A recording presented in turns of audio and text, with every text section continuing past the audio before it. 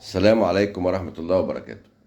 الرسول عليه الصلاة والسلام بيقول في حديث بما معناه: من اقتنى كلبا لغير حراسة أو صيد ينقص هذا كل يوم من ميزان حسناته قراط. ده حديث صحيح في البخاري ومسلم.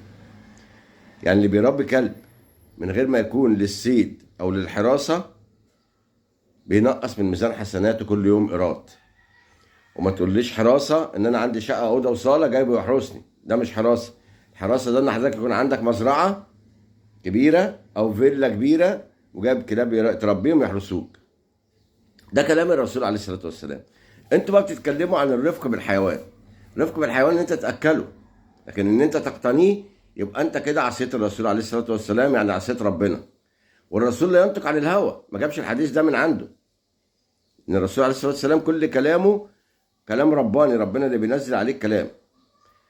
فانت يا مقتنع يا مش مقتنع، وانت حر برضه. لان انا شايف ظاهرا ان الناس ماشيه كلها مربيه كلبين وثلاثه، ويقول لك الرفق بالحيوان. في وقتنا ده الرفق بالانسان افضل من الرفق بالحيوان. الناس بتاكل من الزباله، الناس الغلابه، فما ترفق بيهم افضل ما ترفق بالحيوان. الحيوان هيلاقي اللي ياكله، لكن جارك الجعان مش هيلاقي اللي ياكله. يتوب علينا ربنا.